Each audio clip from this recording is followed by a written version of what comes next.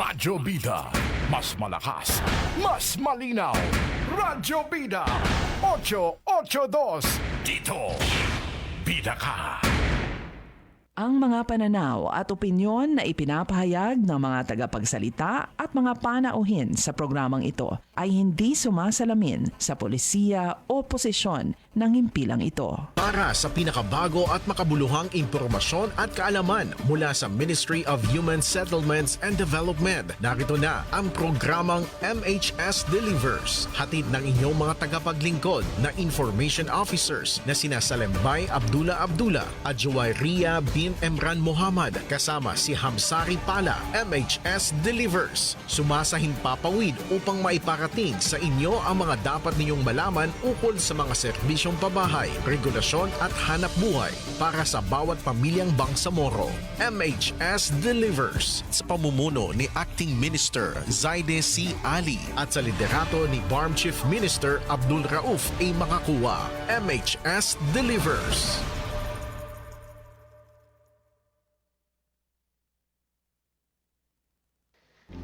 A'udzu billahi minasyaitonir rajim. Bismillahirrahmanirrahim. Subhanaka la ilma lana illa ma 'allamtana innaka antal alimul hakim.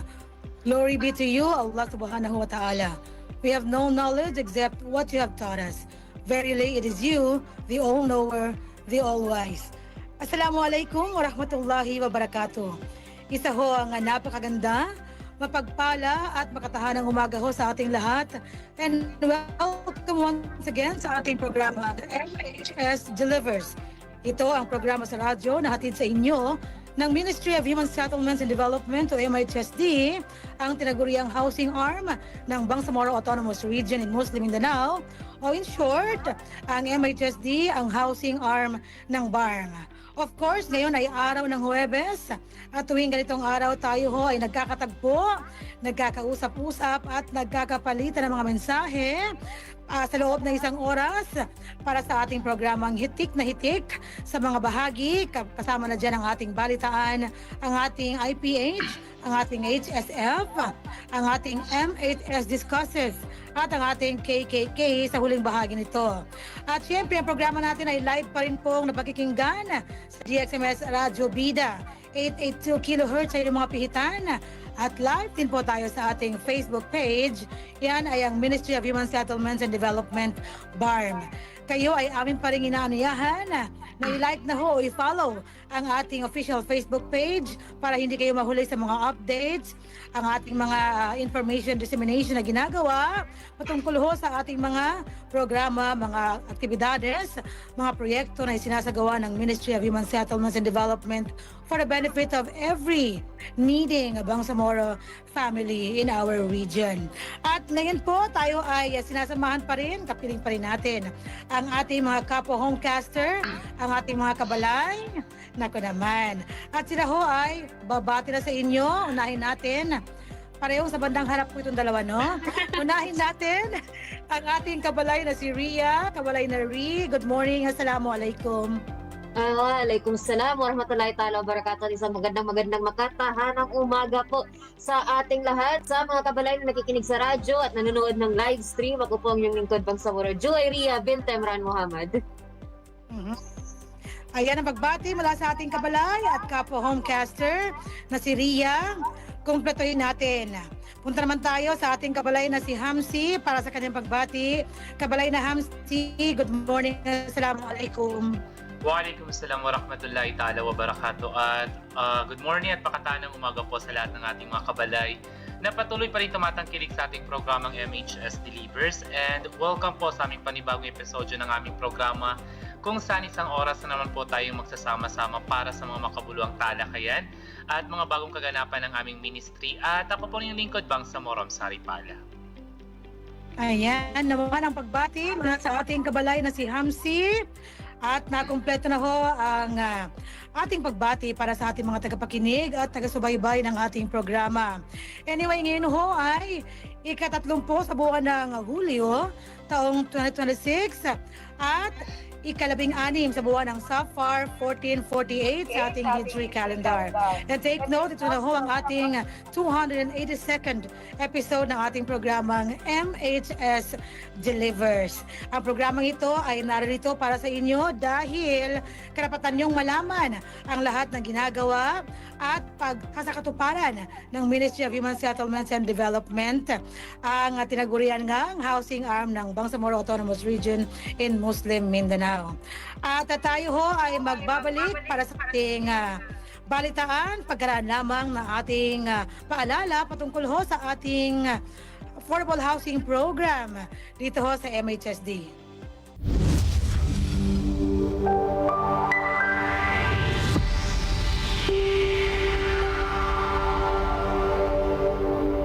Nais niyo bang magsimula ng bagong buhay sa bagong tahanan? Lumipat sa bagong struktura at bagong komunidad? Empleyado ba kayo ng kumpanya, opisina o may matatag na hanap buhay? Narito na ang Ministry of Human Settlements and Development sa pamumuno ni Minister Zaidi C. Ali at sa suporta ni Chief Minister Abdul Rauf Sami Gambar makakuha ang proyektong Economic Housing Loan katulad ng mga struktura sa Phase 1 at 3 sa may Barangay Kapiton, Dato Odin Sinsuat, kasama ang Phase 2 sa Barangay Samba, Dato Odin Sinsuat. Layunin ng Ministry pagpatuloy ang mga proyekto sa Cotabato City, Special Geographic Areas, Maguindanao del Norte at Maguindanao del Sur, pati na rin sa island provinces ng Basilan, Sulu at Tawi-Tawi. Narito ang 9 na requirements na kailangan ipasa para mag-avail ng housing loan. Una, filled out housing loan application form. Pangalawa, Certificate of Employment and Compensation notarized. Pangatlo, kung may asawa, kailangan magpasa ng marriage contract. Kung hiwalay sa asawa, kailangan magpasa ng separation papers.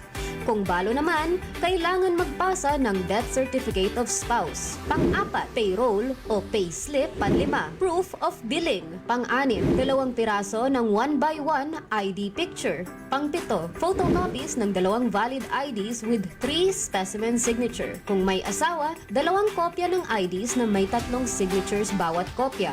Pang-walo, authorization letter na nagpapahintulot sa Pag-ibig Fund na imbestigahan ang beneficiary. At ang huli, pang-siyam, membership status verification slip. Para magpasa ng mga requirements o para sa mga karagdagang impormasyon, maaari kayong mag-chat sa Ministry of Human Settlements and Development, BARM Facebook page, o makipag-ugnayan sa opisina ng Ministry of Human Settlements and Development sa MHSD Regional Office, Bangsamoro Government Center, Rosary Heights 7, Cotabato City.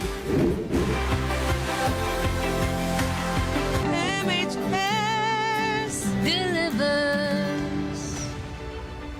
At yan ho ang ating paalala patungkol ho sa ating affordable housing program sa MHSD, kung saan ang lokasyon ng ating mga housing units ay nariyan sa Barangay Samba, Dato Udin Sinsuat, Maguindanao del Norte. For our Phase 2 ng ating project or program, at meron tayong Phase 1 and Phase 3 na magkaharap dyan ho sa Barangay Kapiton, Dato Udin Sinsuat, Maguindanao del Norte. At ngayon ho tayo ay dadako na sa ating balitaan ngayong 282nd episode ng ating programang MHS Delivers para sa araw na ito, July 30, 2026 and the 16th of Safar 1448. Ang ating mga headlines sa araw na ito: 21 proyektong pang-infrastruktura isinelyo ng MHSD para sa pag-i-establisa ng mas matibay na pamayanang Bangsamoro. Ikalawa sa ating headlines, Ministro Ali tinutukan at tiniyak ang pinakamabilis na pag-usad ng pangunahing proyektong pang-infrastruktura sa Basilan. At ikatlo at huli sa ating mga headlines, mga opisyales ng NCMF malugod na tinanggap ng MHSD upang mapatibay ang ugnayan at kooperasyon. Para sa detalye ng ating unang balita ngayong araw, 21 proyektong pang-infrastruktura isinelyo ng MHSD para sa pag-i-establisa ng mas matibay na pamayanang Bangsamoro. Narito si Kabalay Naria. Muling nagsagawa ng mahalagang hakbang ng Ministry of Human Settlements and Development, ang MHSD, ang housing arm ng BARM, upang pabilisin ang inklusibo at sustainableng pag-unlad sa Bangsamoro.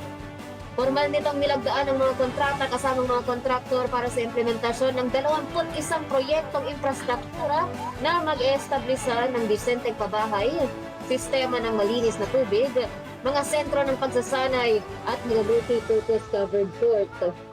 Ang nasabing kaganapan ay idinaos ng 23 ng Hulyo 2026 sa MHSD Regional Conference Room sa loob ng Bangsamoro Government Center, lungsod ng Cotabato at naging hudyat ng opisyal na pagsisimula ng mga proyektong sumasalamin sa dedikasyon ng ministry na mapabuti ang pamumuhay ng mga pamilyang Bangsamoro. Layunin itong palawakin ang akses sa ligtas at marangal na tirahan, mahahalagang mga pasilidad pampubliko at mga infrastruktura sa komunidad na nagtataguyod ng katatagan, produktibidad at pangmatagalang pag-unlad. Pinangunahan ni Minister Zaidi C. Ali ang seremonya ng paglagda sa mga kontrata kasama sina Deputy Minister o DM Aldin H. Asiri, Bangsamoro Director General o BDG Esmael W. Ibrahim at Salem C. Dimuna, Director 2 for Operations and Management Service.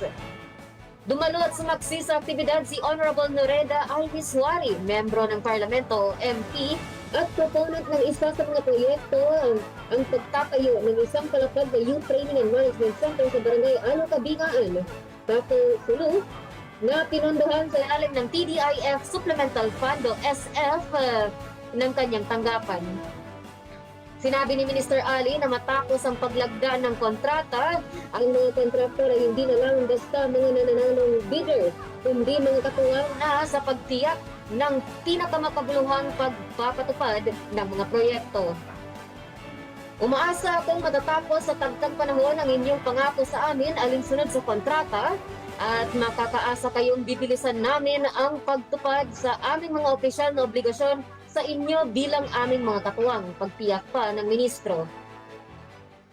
Samantala, malugod na tinanggap ni BDG Ibrahim ang mga hamok sa lugar ng pagtitipon at inilarawan ng aktibidad bilang isang makasaysayang okasyon para sa ministry dahil ito ang kauna-unahang seremonya ng paglagda sa kontrata ni Minister Ali para sa mga proyektong infrastruktura kasama ang mga kontraktor simula nang siya ay manungkulan bilang ministro.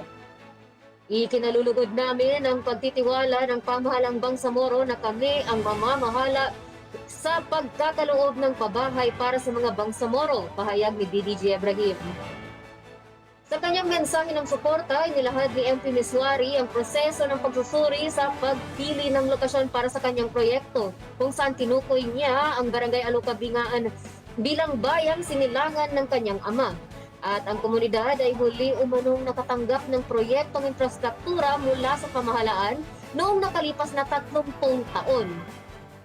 Ang proyekto ng gobyerno ay isang maliit na masjid na nagsilbing pook para sa pag-unlad ng mahigit 100 estudyante mula sa isla, habang ang mga guro ay bumibiyahe mula sa mainland ng Sulu dahil sa kanilang dedikasyong turuan ang mga bata kahit tuwing katapusan ng linggo lamang, pahayag ni MP Miswari. Umasa siyang makakapag-accommodate ang training center ng mas maraming estudyante gamit ang mas mahuhusay na pasilidad. At pinuri niya ang hashtag ng MHSD na trabaho ko, ibada ko, na nagbibigay diin na ang lahat ng serbisyong ibinibigay sa buhay na ito ay isang uri ng pagsamba kay Allah subhanahu wa ta'ala.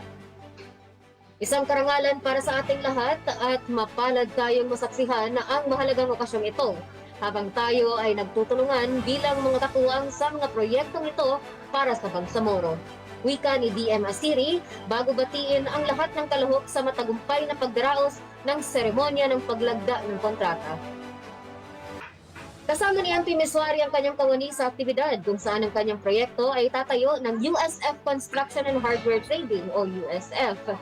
Magtatayo rin ang USF ng 3 pang-proyekto sa Sulu at 2 sa Basilan.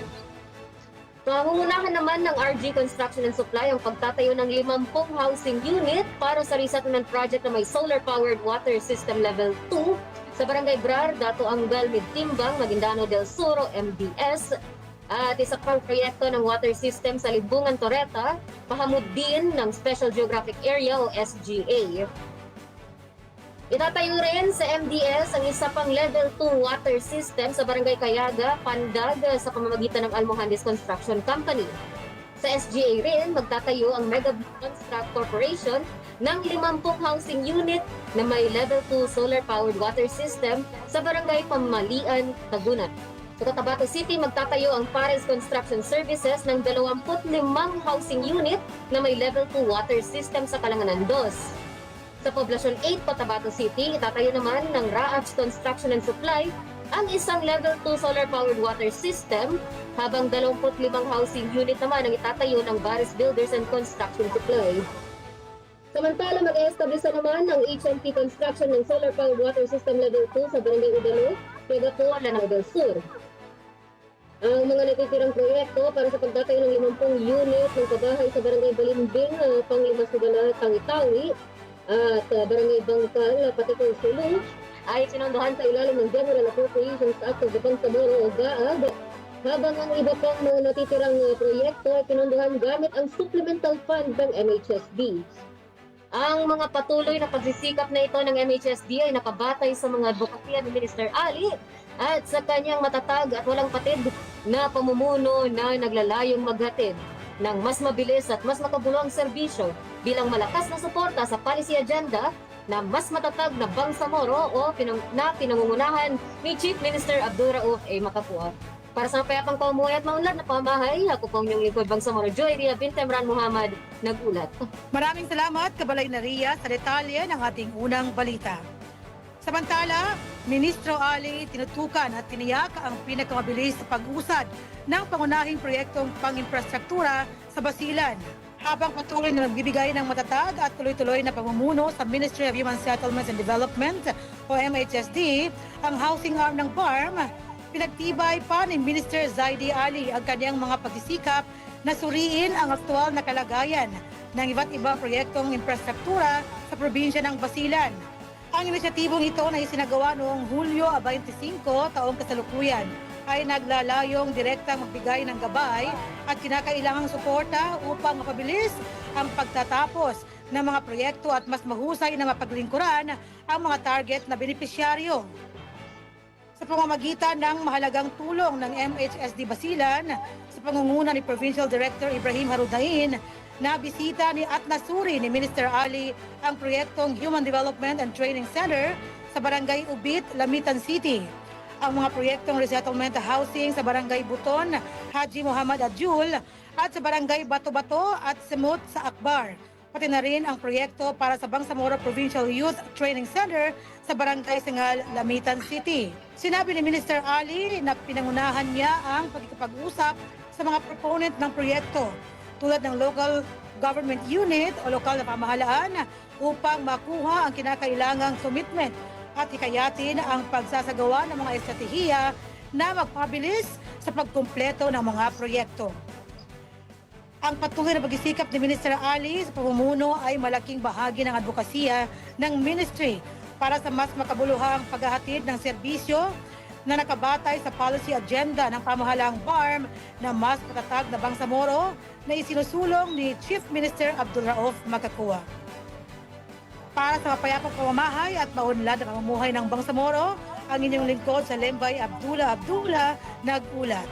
At para naman sa detalye ng ating ikatlo at huling balita ngayong araw, mga opisyales ng NCMF malugod na tinanggap ng MHSD upang mapatibay ang ugnayan at kooperasyon.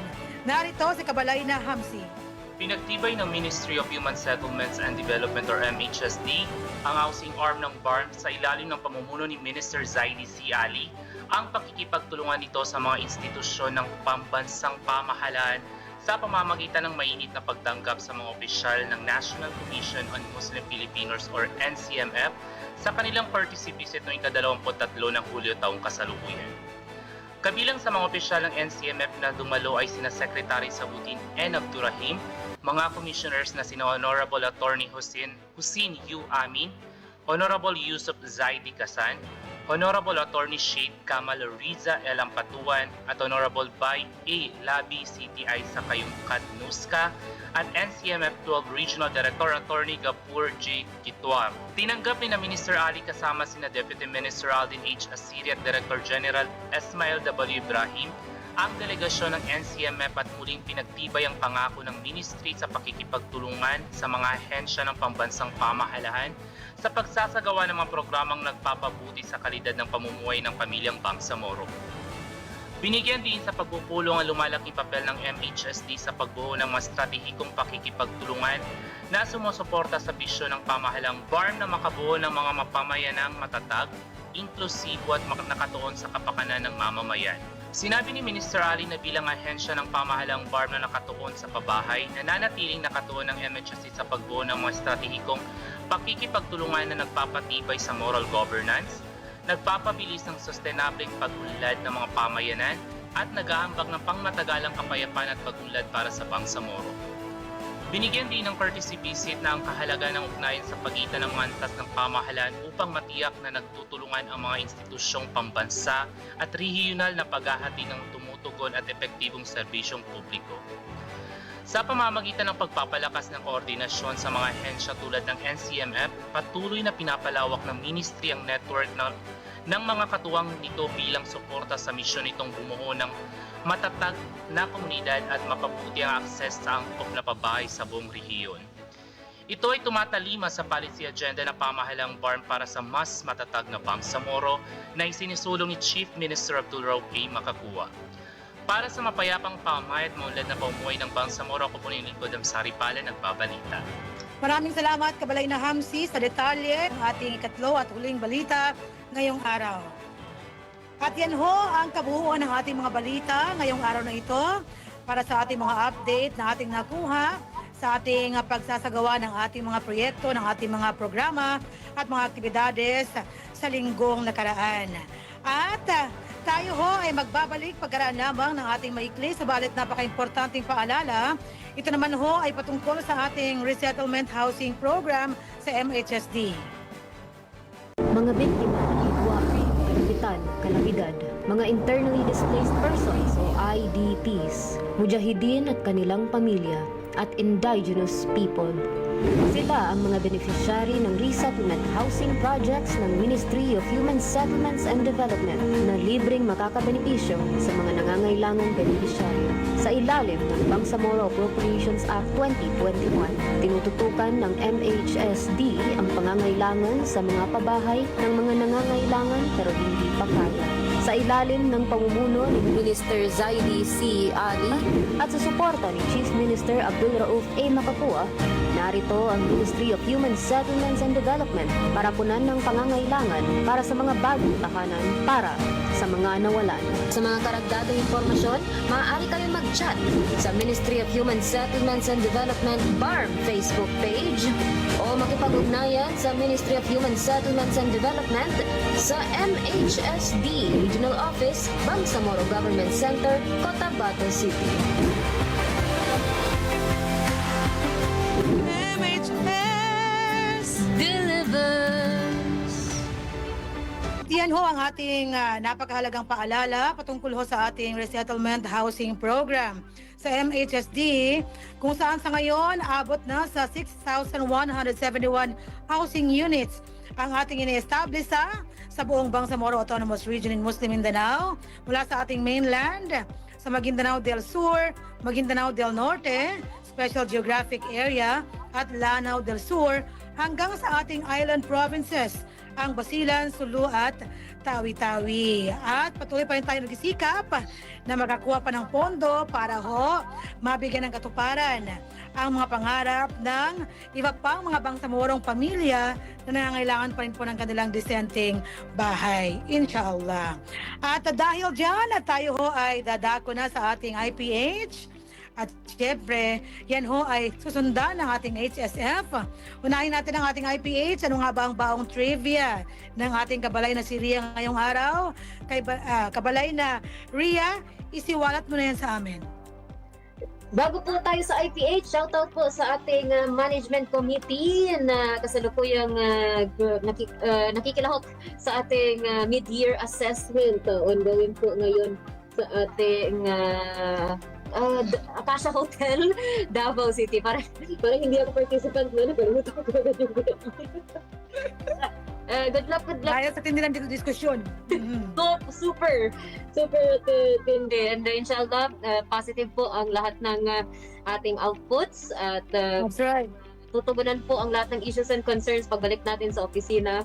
And good luck po sa inyong last day ng assessments. With that, para sa ating IPH, Impormasyong Pambahay at Hanap Buhay, i-appreciate po natin ang ating history and culture sa pagkikilala natin ng HistoX o History to Experience 2026 na isang exhibition pangkasaysayan at pangkultura na inorganisa ng National Historical Commission of the Philippines o NHCP na ginanap mula Hulyo, ika-27 ng Hulyo hanggang kahapon, ika-29 ng Hulyo. So, July 27 to 29.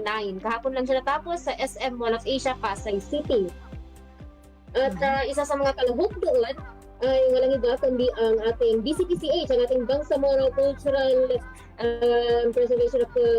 Bangsamoro Commission on the Preservation of Cultural Heritage.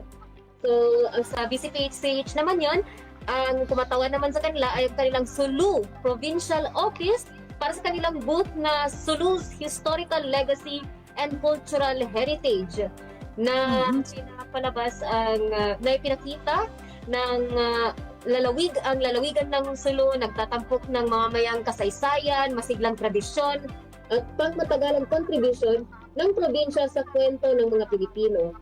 So, marami po silang naka-display ng mga displays ng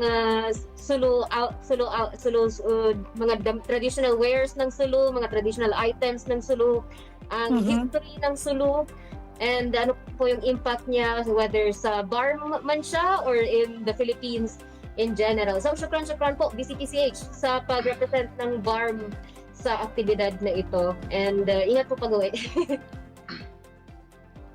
Okay, so yeah. Segmentong IPH, Impormasyong Pambahay at Hanap Buhay. Okay, there you go. Maraming salamat Kabalay na Ria para sa ating IPH.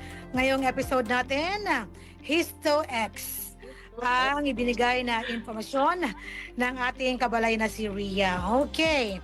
At dahil dyan, tayo ho ay dadako naman sa ating HSF, parehong may H. Dahil ang magbibigay ng ating sunod na segmento ng ating programa ay mahilig din po sa H. Ang ating kabalay na si Hamsi, ano kaya ang kanyang pabaon sa atin ng mga tips ngayong araw? Kabalay na Hamsi, ibigay mo na yan sa amin. Yes, Ma'am Sally, at makatanang araw po mga kababayan. Sa ating mga kabalay at para sa ating segmentong Health and Safety First, Best Health is our greatest wealth. Ating bibigyang pansin ang selebrasyon ng Nutrition Month na pinagdiriwang tuwing buwan ng Hulyo sa buong Pilipinas, at layunin ng pagdiriwang na ito ay kayatin ng bawat Pilipino na magkaroon ng tamang nutrisyon, malusog na pamumuhay at sapat na kaalaman upang maiwasan ng malnutrition at iba pang mga sakit. Sa Bangsamoro nakikisang lahat ng ministry sa ahensya ng pamahalaan, ang mga local na pamahalaan at iba pang mga katuwang na institusyon sa pagdiriwang ng Nutrition Month sa pangunguna ng Ministry of Health or MOH BARM sa pamamagitan ng iba't ibang programa, aktibidad tulad ng nutrition education, health campaigns, feeding initiatives at community outreach activities. Layunin itong palakasin ang kamalayan ng bawat Bangsamoro sa kahalagahan ng wastong nutrisyon at malusog na pamumuhay. Ang wastong nutrisyon ay hindi lamang ang mahalaga sa paglaki ng mga bata kundi maging sa kalusugan ng mga kabataan, matatanda, buntis at senior citizens. Ang mga malusog na katawan ay magbibigay lakas upang makapag-aral, makapagtrabaho at makapaglingkod sa pamilya at sa komunidad. Kaya sa ating episodyo ngayong araw, tayo ay magbibigay ng mga tips para sa masusustansyang pamumuhay dito sa Bangsamoro. Unang-una dyan is kumain ng balanseng pagkain, siguraduhin may gulay, prutas, isda, karne, itlog at iba pang mga pagkain mayaman sa protina, bitamina at mineral. Pangalawa, uminom ng sapat na tubig. Ugaling uminom ng hindi bababa sa 8 basong tubig bawat araw upang manatiling hydrated ang ating mga katawan. Pangatlo, bawasan ng matatamis, maaalat, mamantika, mga pagkain, limitahan ng soft drinks, junk foods, instant noodles at processed foods upang maiwasan ng obesity, diabetes at alta presyon. Pang-apat, magkaroon ng aktibong pamumuhay. maglaan ng oras sa paglalakad, mag-ersisyo at mga physical na aktibidad na hindi bababa sa 30 minuto bawat araw. Yes? Pag-pickleball tayo. Yes po. At panglima at panghuli, alagaan ng nutrisyon ng mga bata, ang huwas ng pagkain ng unang 1,000 or 1,000 araw ng buhay ng isang bata ay mahalaga para sa kanyang tamang paglaki at pag-unlad. At mga kabangsamoro, ang tamang nutrisyon ay pundasyon ng isang malusog na pamilya at matatag na komunidad sa pamamagitan ng masusustansyang pagkain, aktibong pamumuhay at tamang kaalaman. Maiiwasan natin ang maraming sakit at mapapabuti ang kalidad ng ating buhay. Dito sa Bangsamoro, sama-sama nating suportahan ang programa at kampanya para sa nutrisyon upang makamit ang isang mas malusog, mas masigla at mas matatag na pamayanan. Tandaan, sa health and safety first, masusustansyang pagkain ngayon ay puhunan para sa malusog na kinabukasan. At yan po ating maikling segmentong Health and Safety First, Best Health is Our Greatest Wealth. Ako po yung lingkod, Bangsamoro Saripala. Thank you so much. Kabalay na Hamsi para sa ating HSF ngayong araw na ito. Three phrases ang binigay sa atin ni Kabalay na Hamsi.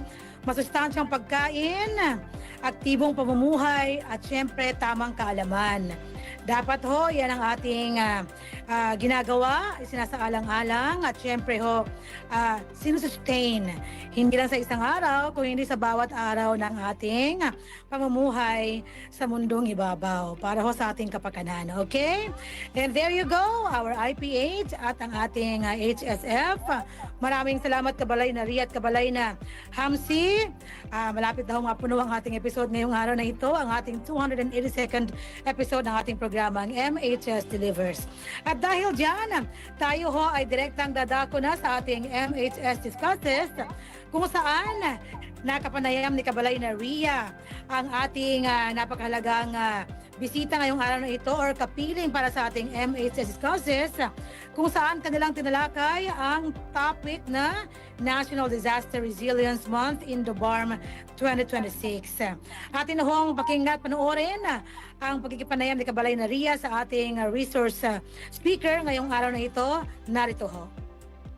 Assalamualaikum warahmatullahi ta'ala wabarakatuh at narito po tayo muli sa isa pang episodyo ng MHS Discusses. Ako po ang inyong lingkod Bangsamoro Juwayria Bintemran Muhammad at kasama natin para talakayin ang National Disaster Resilience Month in the BARM 2026. Walang iba kundi ang Local Disaster Risk Reduction and Management Officer 1 ng Operations Division ng Bangsamoro Rapid Emergency Action on Disaster Incidents, BARM Ready. Welcome, Ayesha May O. Gayaw. Syukran po ma'am sa pagtanggap ng aming imbitasyon. Welcome sa MHS Discusses segment ng MHS Delivers.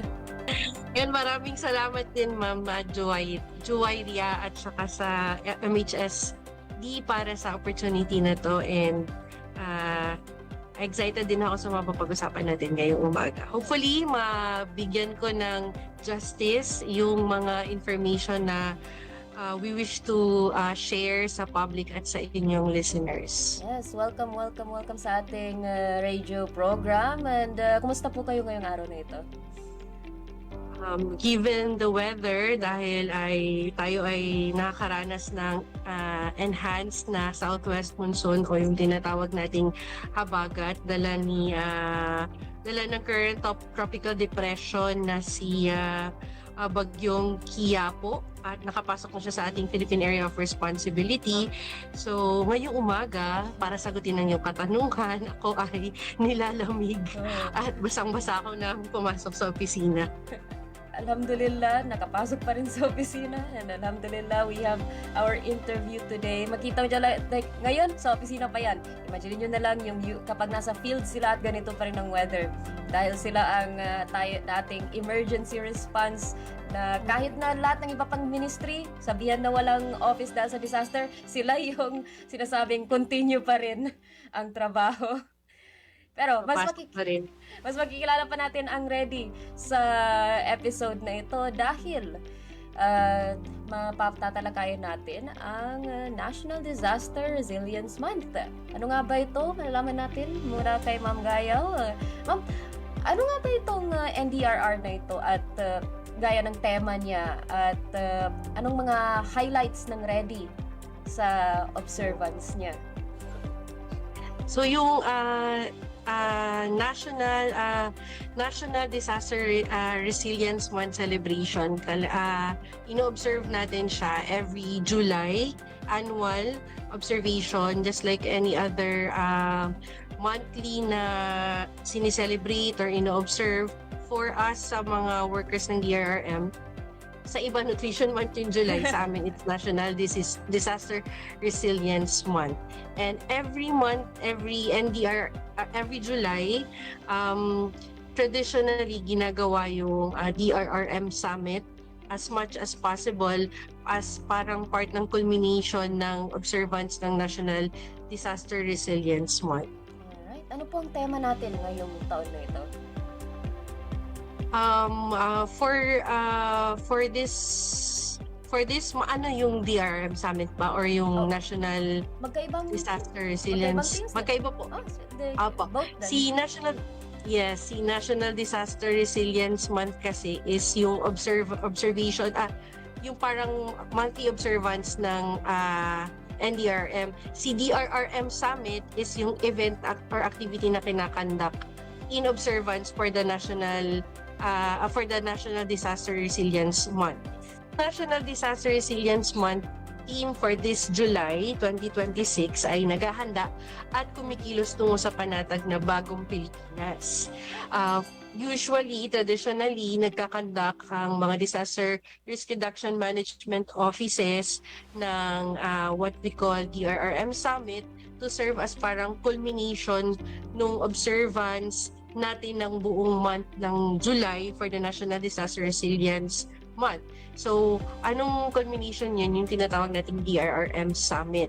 So, for the DRRM Summit, natapos na siya, ginanap na siya noong July 27 to 28, kung saan pinagsama-sama natin yung ating mga local government units, particularly yung kanilang DRRM offices, Disaster Risk Reduction Management offices, at yung iba't ibang farm ministries, offices, and agencies to converge or to work together, to meet together, to convene actually, to take advantage of this event, yung DRRM Summit, para nga i-culminate yung observance natin ng National Disaster Resilience Month. So dahil natapos na siya, nangyari na siya, let me share with you the team naghahanda at kumikilos tungo sa panatag na bagong Pilipinas.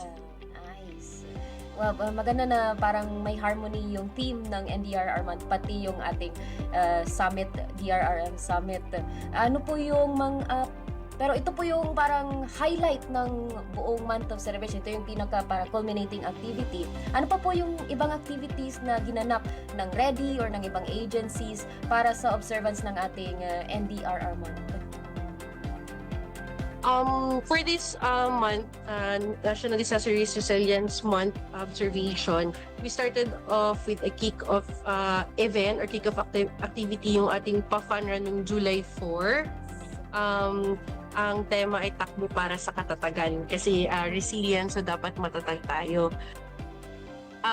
Isa sa mga activities na nagawa na natin in observance for the National Disaster Resilience Month ay yung kick-off activity natin held last July 4, yung takbo para sa katatagan. It's a 5-kilometer fun run kung saan priority natin na participate yung mga BARM, ministries, offices, and agencies, especially yung mga members ng Regional DRRM Council natin. And then we also opened slots para din sa mga non-BARM employees para mag-participate. And then, aside from the fun run as a kick-off activity, nagkaroon din tayo ng Disaster Response and Recovery Operations Training, DRRO. Ito hindi na to bagong training, no? It's a capacity building intervention or efforts ng regional government or particularly the BDRRMC para mas makapacitate pa ang ating mga communities at magkaroon sila ng emergency response ready na mga volunteers. So nagkaroon tayo ng I think 43 potential emergency responders na inaasahan nating magiging handa. Wag naman sana wag naman sana magkaroon ng sakuna, pero in case na dumating yung sakuna ay capacitated sila. Then aside sa DRRO training, nag-join din, nakilahok din si Bangsamoro Ready sa mismong City Disaster Risk Reduction Management Office ng Cotabato City nung nag-conduct sila ng kanilang observance naman activity na in line with the World CPR Day. So, join si Bangsamoro Ready together with the City LGU and among other DRRM workers din and guests ng LGUs natin. And then,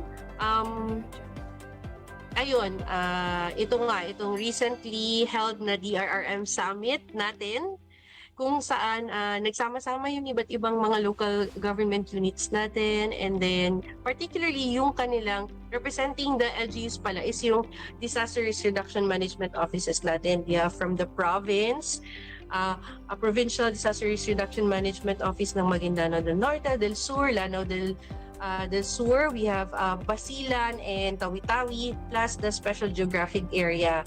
And then also yung kanilang mga available na attendees from their municipal units kasi provincial and then municipal. And then we also have the BARM DRM office or DRM representatives ng BARM ministries, offices and agencies dito sa BGC, dito sa BARM. So yun, ito yung mga nagawa natin this previously held na DRM Summit. Alhamdulillah, puno, sa usual din ng pagka-busy ng Ready, punong-puno ngayon ang July ninyo natin for this observance. Ano pong kumbaga nung highlight nung month para sa inyo, ma'am, or para sa division ninyo specifically? Ang highlight, you mean sa conduct nitong Dream Summit? Ang pinagkaiba kasi nito na lang, ito na lang yung masishare ko siguro. Yes. Kasi as compared last year, for the information pala ng ating mga tagapakinig, no, yung first DRM Summit ay naisagawa last November 25, 2025. Pero hindi si Ready ang talagang parang main organizer nito, kung hindi si Ministry of the Interior and Local Government, particularly ang kanilang Disaster Risk Reduction and Management Division under sa kanilang Interior Affairs Services or IAS. So si Ready, bagamat isa siyang ahensya na attached kay MILG, meron pong sariling DRRM division ang MILG na mas nakafocus sa mga LGUs. And para din sa impormasyon ng ating mga tagapakinig, no, meron tayong 4 na pillars sa ating disaster risk reduction management. We have the disaster prevention and mitigation. Meron din tayong disaster preparedness, disaster response, disaster recovery and rehabilitation. Nabanggit ko to kasi para mas paunawa natin sa ating mga tagapakinig. Bakit si MILG, particularly ang DRM division nila, not Ready, ang nag-spearhead ng last year na first ever DRRM Summit. Yes. That is because si MILG ang nagsuserve as Vice Chairperson for Disaster Preparedness sa Regional DRRM Council.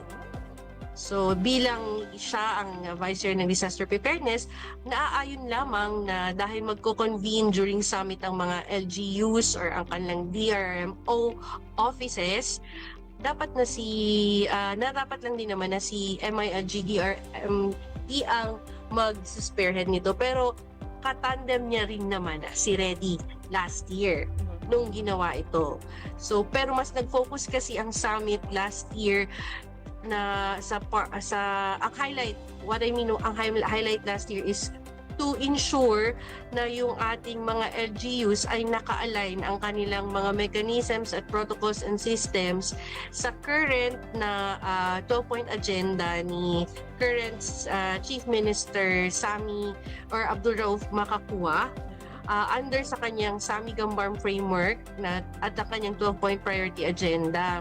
So, inalay muna natin yung mga protocols, mechanisms, systems and reporting ng ating mga LGUs in terms of DRRM. Yan yung nangyari last year. And of course, inintroduce natin sa kanila ulit or pinresent ulit ano yung first ever din po na for BARM na DRRM plan and first ever din na disaster response plan. Itong mga presentation na to ng planong to, ma'am, ay nagawa na, na-launch na even before the summit. Pero nagkaroon lang ng reintroduction kung saan andyan na silang lahat, lalo na yung mga LGUs natin. And then, last year, nag-invite din po tayo ng speaker from the National Resilience Council. Yung mismong executive director nila na si Silvestre Barameda Jr., nag-present siya what is climate disaster nexus. So, napakita natin yung relationship ng climate change sa mga naranasan nating sakuna. Kasi parang, for me personally, inseparable yung dalawang bagay na to. Climate change at yung disaster risk reduction management. Isa yan sa mga naging highlight last year. Then nagkaroon din ng discussions regarding sa ano yung mga nararanasang challenges pagdating sa coordination. So bakit ito napapag-usapan? Napag-usapan to sa Dream Summit dahil gawa ng isa yun sa focus, no? Yung summit kasi yun yung parang once a year na chance kung saan magkakasasama yung mga LGUs at yung regional agency sa BARM working on DRRM. And we hope pala, umasa rin kami na itong previously nakandak namin na DRRM Summit ay mas naipagpatuloy kung ano man yung nasimulang coordination and synchronization and network strengthening na nagawa last year. And sa ginawa naman naming previous DRRM Summit this year for the July 2026 as a culmination activity again na itong disaster resilience pala month and DRRM month. Inaasahan namin na ang magkakaroon ng improvement din, not that hindi nag-improve, pero mas continuous pa yung strengthening ng capacity building natin sa ating opisina at sa mga kasamahan natin na nakikilahok o nakikibaka, nagiging kapartner natin pagdating sa kahandaan sa sakuna. And bilang pagkakataon na rin na mas mapakilala sa tagapakinig natin, sa mga tagapanood ng inyong programa, pinagkaiba kasi ni MILG DRM na nag-spearhead last year kay MILG Bangsamoro Ready. Parehas kaming attached agency pero si Bangsamoro Rapid Emergency Action and Disaster Incidents ang nagsisilbing executing arm ng buong council ng region, and we also serve as the secretariat ng 4 na pillars na yon. So we're wearing 2 hats, secretariat and executing arm. So this year we have had the honor and opportunity to hold the DRRM Summit. Alhamdulillah, congrats. Thank you. Magandang distinction yun na malaman ng mga tao. Iba ang ready sa DRRM ng MILG. Actually, ang isa sa mga nako-confuse ang mga tao sa ready would be, ano naman ang MSSD? Ano ang ready? Like kayo yung mga trifecta ng emergency response kumbaga kapag may disaster. Oo, kasi kasama sa mandato namin yung nakalagay sa Bangsamoro Autonomy Act number 13, no? Bilang executing arm nung buong DRRM Council ng region, encompassing yung aming function, if I'm saying it correctly, no? Kasi nga, 4 yung pillars natin. We have disaster preparedness and prevention. Ang vice chair niyan ay si MOST, ang ating regional counterpart ng DOST sa national. And then for disaster preparedness, and then si MILG, which we are also part of ng ministry na yon. And then we also have yung nabanggit mo, ma'am, si MSSD serves as the vice chair for the disaster response pillar. And finally, si Bangsamoro Kasi BPDA, di Bangsamoro, Planning and Development BPDA, Authority. yes, yes. Ang daming abbreviation mo, no? Si BPDA ang nagsaserve ng Disaster Recovery and Rehabilitation, or RR, yun. Sinashortcut na lang natin. Kaya maraming So, abbreviation. Yes, dahil apat yung natin, yung pillars natin, and kami yung secretariat and executing arm. Whenever a certain disaster DRM pillar yung tawag dito, kumbaga pa sa Maguindanao, nakabulog or naka-front, siya yung nandyan ngayon, andun din si Ready supporting and doing its functions na katulad ng nasabi ko, executing as an executing arm of the BDRFC.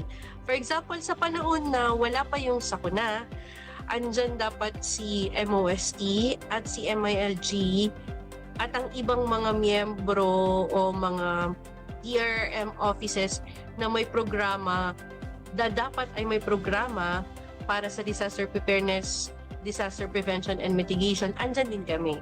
Pero kapag oras naman po ng sakuna, we are also mandated to provide disaster response within 72 hours po. So, kaya nakikita nyo rin kaming nagpo-provide ng iba-ibang klaseng emergency response, but Ready is more than just that emergency response. At hindi kami yung talagang lead doon kasi we have the MSSD as the vice chair for disaster response. And after ng response, after ng sakuna, andyan na yung recovery natin, rehabilitation, andyan din po kaming nakasuporta at posibleng mag-provide din po ng regional team for PIDANA, yung ginagawa natin post-disaster needs assessment na nag-gather ng mga impormasyong kakailanganin ng ating BPDA, Bangsamoro Development Planning Agency, para sa kanilang i-implement na programa on disaster rehabilitation and recovery. Kasi kami as the executing arm, nagkakandak sa before sakuna, part ng capacity building or preparedness measures natin ay mag-capacitate ng iba-ibang regional teams such as we capacitate disaster regional team for incident command system, ICS. We also do capacitate regional members for the regional Ardana team, yung rapid disaster needs as Ardana Rapid Disaster Needs an assessment team, and then we also capacitate PIDANA. Ayun, tulad ng nasabi ko, marami-rami yung mga abbreviation natin. So dahil ginagawa ni Ready yan as executing arm, nakakapagsuporta siya sa iba't ibang pilar sa kung ano man yung current na estado ng DRRM. So paghahanda man yan, kahandaan, oras ng sakuna, yung pag-emergency response, or rehabilitation and recovery. But then again, we are not the lead.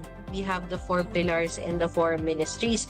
And of course, ang palagi naman naming gustong i-emphasize, si regional office is the one na nag-provide ng assistance and support kapag ka-exhausted na yung LGUs natin.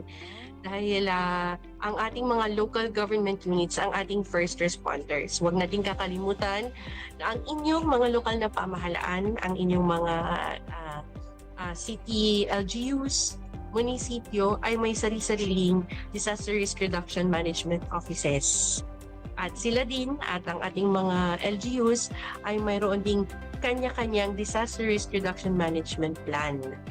So tuwing dito buwan ng July, yung ating kahandaan sa sakuna, mas pinaiigting natin, mas magnify natin yung kanyang importansya at kahalagahan sa pamamagitan ng pagbibigay ng impormasyon at pag-highlight at pag-emphasize na pagdating sa kahandaan, hindi lang isang opisina yung gumagawa ng trabaho. Dahil bukod sa may 4 itong pillars, nakaka-cascade ito or na isi-share ito or the LGUs aside from the regional government down to the provincial municipal, city, and barangay level, lahat sila may kapasidad dapat pagdating sa DRRM. So, hindi lang si Region Wing, hindi lang si Ready. Nabibigyan lang talaga tayo ng pagkakataon na pag yung isang LGU ay humingi ng tulong, na overwhelmed na siya, tapos si province ay kasama siya sa naapektuhan ng sakuna, kinakailangan ding tumulong tayo as part ng BDRMC as the executive arm and secretariat. Alhamdulillah. Kumbaga parang maisip mo kahit hindi kayo yung lead na agency sa mga nabanggit ninyong 4 na pillars, exhausting maging support sa lahat ng pillars. Like being an executive, parang kayo yung braso, kayo 4 na pares na braso ang kailangan ninyong pagtayuan para masuportahan yung leads natin. Pero kumbaga mas admirable yun, the fact na so much social work ang kailangang matapos at mag-asikaso sa lahat ng posibleng maganap sa ating rehiyon.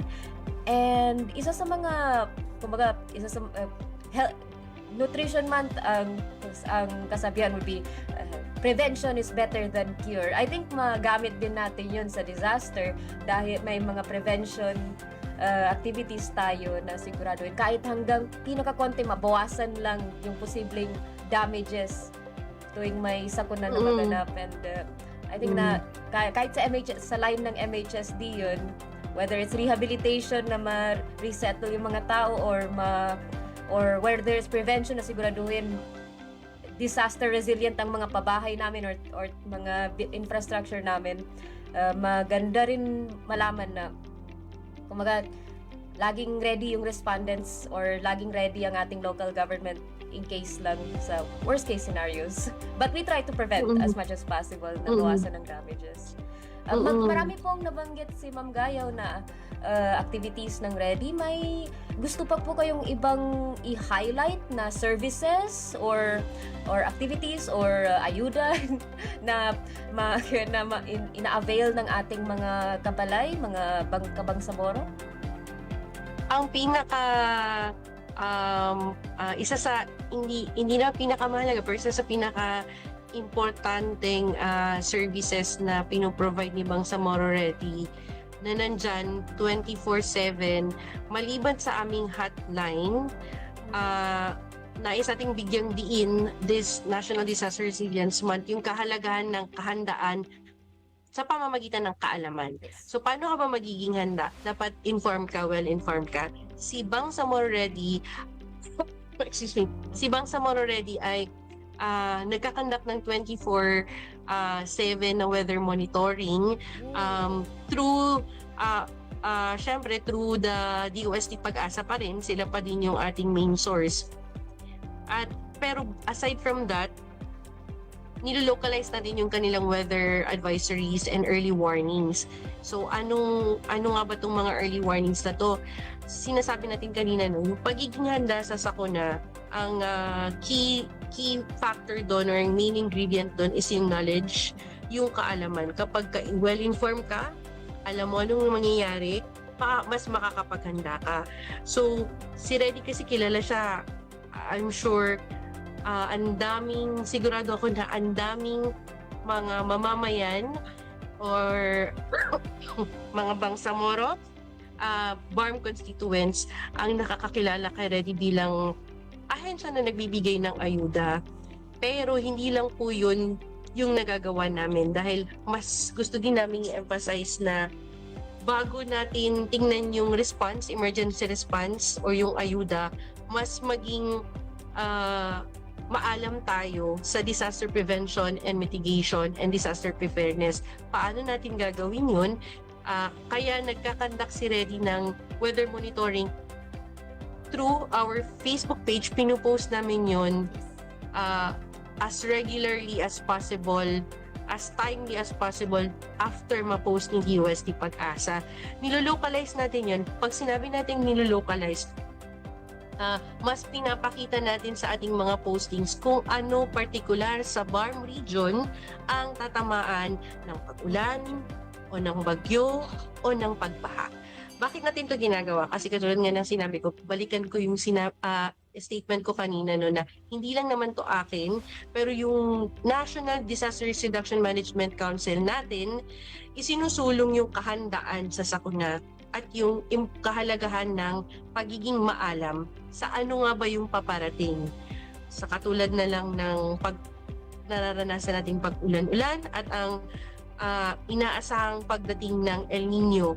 Pag mas alam ng isang Bangsamoro o ng isang Bangsamoro community kung anong klaseng sakuna ito at ano ang posibleng maging epekto nito sa kanyang komunidad, sa kanyang pamayanan, sa kanyang sarili at sa kanyang tahanan, mas makakapaghanda siya laban sa sakuna.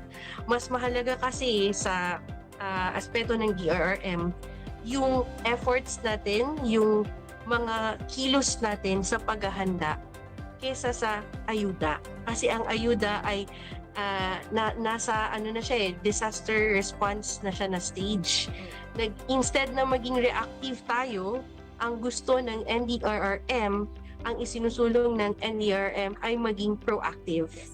Prepared ka para mas ma-reduce yung effects, yung impacts, at yung syempre mga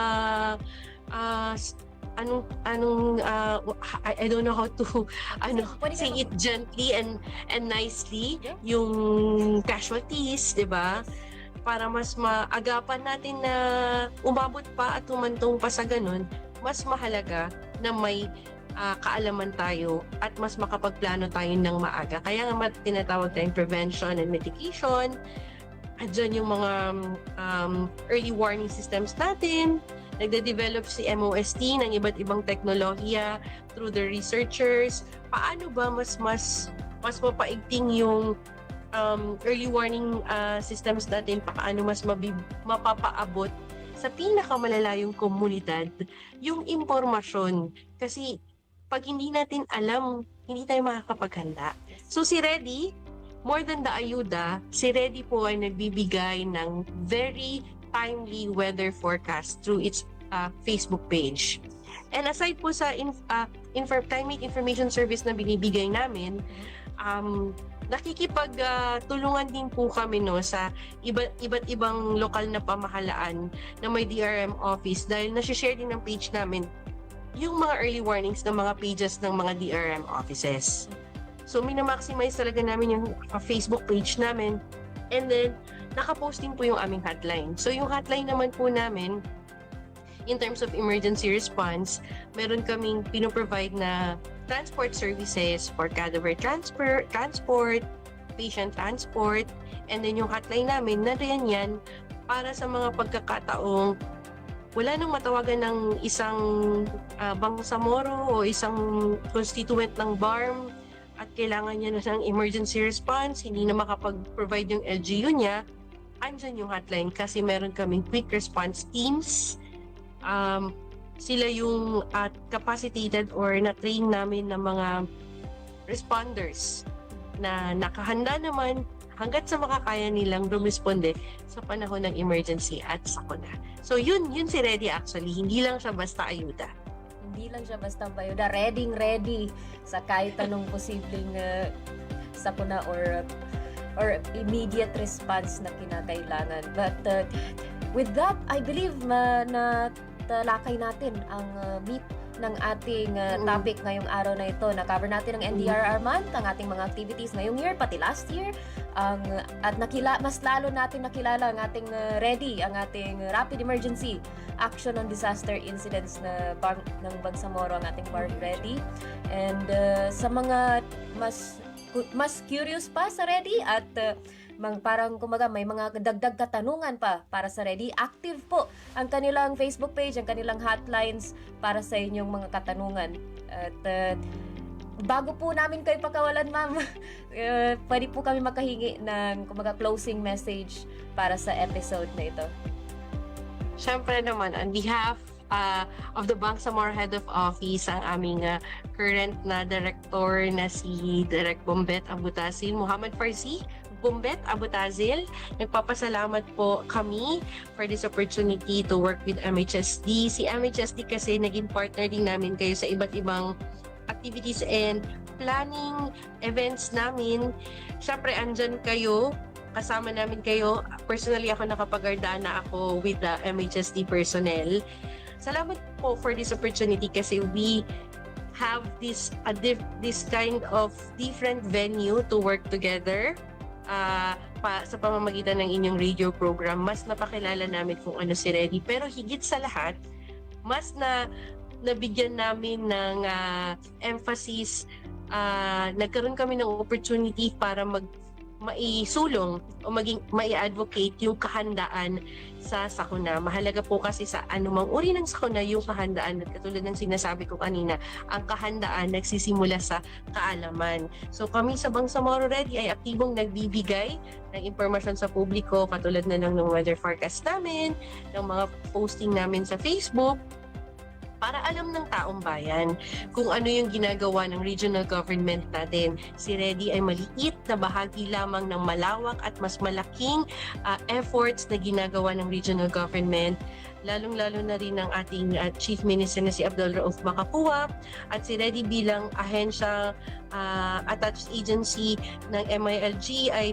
ginagabayan din ng ating current MILG Minister na si Minister Jordan Bayam upang mas makatulong sa ating mga LGUs at kaakibat ang DRMD ng MILG. Nakikipagtulungan kami sa kanila at sa iba't ibang ahensya na namumuno ng iba't ibang DRM pillars. So mukhang marami man at mukhang nakaka-overwhelm, hindi naman po kami nag-iisa. Kami ay bahagi ng malawak at malaki at mabigat na effort na ginagawa at pinapatupad ng ating regional government para masiguro na lahat ng Bangsamoro ay disaster ready or handa sa sakuna. Huwag lang po natin kalimutan na meron kami Facebook page Bangsamoro Ready. I-follow nyo lang po kami para sa mga ulat ng panahon. At saka kung kailangan po ninyo ng transport services or emergency response, kapag hanggat mayroon pa kaming i-release or meron pa kaming capacity, hindi pa kami overwhelmed, ready naman po ang opisina namin. So, pero wag po natin kalimutan, katulad ng nasabi ko kanina, makipag-ugnayan muna tayo sa ating mga barangay sa oras ng sakuna. Maging proactive tayo, wag natin antayin na abutin pa tayo ng baha. Magtanong at makipag-ugnayan sa ating mga LGUs dahil andyan po sila. Mukha lang siguro minsan na ako, parang feeling ko, ba't hindi naman ako dinadalaw ng LGU ko? Pero, or ng barangay tanod ko, atin pong isipin na marami po kasing ginagawa din yung ating lokal na pamahalaan. Hindi lang siguro natin napapansin. Pero bilang gusto nating maging handa, maging proactive tayo at makipag-ugnayan sa ating DRM offices. Gamitin natin yung technology natin ngayon para maging equipped. Tapos gamitin na rin natin yung talents and skill natin sa pakikimarites para malaman natin ano ba yung dapat gawin o yung ginagawa ng kapitbahay ko, bakit hindi siya masyadong apektado ng sakuna. And then, most importantly, gusto ko lang rin i-share ang aming hotline 0966-301-877 or 0939-395-221 na pwede nyo rin i-check sa aming Bangsamoro Ready Facebook page. Ang Bangsamoro ay always ready. Bangsamoro ay always ready.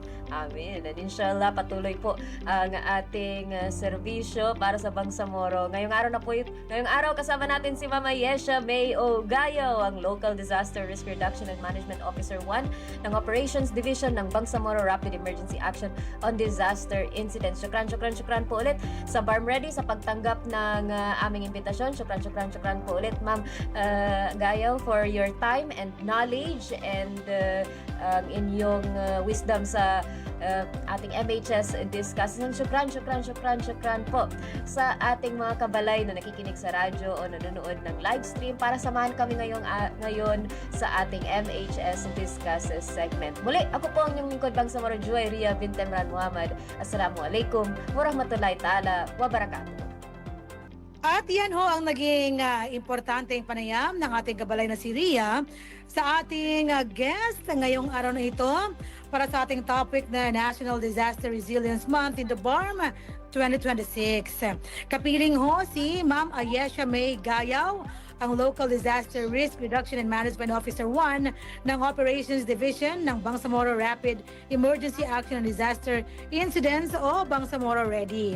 Maraming salamat Kabalay na Ria sa report na makapanayam ang ating guest speaker ngayong araw na ito. At dahil dyan, tayo ho ay napapalapit na sa pagtatapos ng ating episode ngayong araw na ito. But before that, hindi natin dapat na hindi makumpleto ang ating episode ngayong araw without our KKK.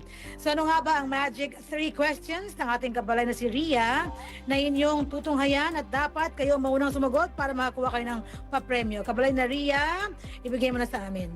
Assalamualaikum warahmatullahi taala wabarakatuh at narito po tayo muli sa segmentong KKK kung saan ang inyong kasagutan sa aming katanungan ukol sa kaalaman ng ating programa ang posibleng magpapapanalo sa inyo ng 100 peso load. Ipadala lamang ang tamang sagot sa numerong 0955-799-4778. Muli, 0955-799-4778. And without further ado, ang ating unang tanong ay sa salitang NDRRM, ano ang ibig sabihin ng D? NDRM. NDRM, so ngayon title natin ay ang NDR month, kumbaga, celebration sa BARM. Ano ibig sabihin ng D? Medyo may advantage ang ating Facebook live stream viewers. Definitely Indian dilemma. Definitely. Second question, kailan naganap ang culmination program ng NDRM? Okay, date. Yes. Date. And the third question, sa sino ang agency na nag-lead ngayong taon para sa observation ng NDRM?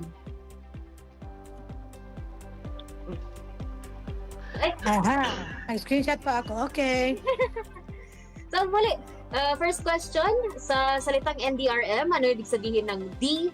Second question, kailan naganap ang culmination program ng NDR month? And last question, sino ang lead agency ngayong taon para sa observation ng NDR month? Okay, so there you go. Kabalay na Ria. For the last time, ano nga ang ating text line? Ipadala ang inyong tamang sagot sa numerong 0955-799-4778. Okay, there you go. Maraming salamat, Kabalay na Ria, sa ating KKK segment ng ating programa ngayong July 30, 2026 and the 16th of Sapar 4848 para sa ating 282nd episode ng ating programa ng MHS Delivers. At dahil dyan, nakumpleto na ho ang mga bahagi ng ating isang oras na programa ngayong araw na ito. Kami ho ay magpapaalam na para sa ating episode ngayong araw. Sa ngalan ng ating mga mabubuti at supportive na leaders sa MHSD, ang ating Minister Zaidi Ali, ang ating Deputy Minister Aldi Nasiri, at ang ating Bangsamoro Director General Ismail Ibrahim, at sa ngalan nina Ako yung lingkod Bangsamoro Joyria Bintemran Muhammad. At ako po yung lingkod Bangsamoro Sari Pala at sa ating mga kasamaan sa ICS, Sir Dr. Zaidaud, Sir Alman Suarez Ugaw, Ma'am Jasmine Ilangi at sa ating kasamaan sa technical side ng TXMS. Maraming salamat po sa pagsama sa amin sa episode na ito. Yes, that's right. And thank you very much, Kabalay na Hamzi at Kabalay na Ria, sa pagsama sa atin sa episode natin ngayong araw na ito para sa ating 282nd episode. At dahil dyan, ito ho ang inyong lingkod, sa Lembay Abdullah na palagi pa rin po nga nagpapaalala sa atin na gawin ang ating bawat gawain sa araw-araw ng mayroong kasiyahan, kahusayan at pagmamahal. At syempre, gabay ang ating mga hashtag na trabaho ko, ibada ko, hashtag work with excellence and perfection, hashtag our home, our dream, and hashtag building community, building ummah. Wabillahi taufiq wal hidayah, with Allah comes all success and guidance. Kami ho ay nagpapaalam na at palagi pa ring bumabata sa inyo ng Assalamualaikum warahmatullahi wabarakatuh. Sumainyo ang programang MHS Delivers mula sa inyong mga kabalay na tagapagbigay impormasyon ukol sa mga tulong at serbisyong teknikal, pabahay at hanap buhay para sa bawat pamilyang Bangsamoro. MHS Delivers sa pamumuno ni Acting Minister Zaide C. Ali at sa liderato ni BARM Chief Minister Abdul Rauf A. Makakuwa. MHS Delivers. Ang mga pananaw at opinyon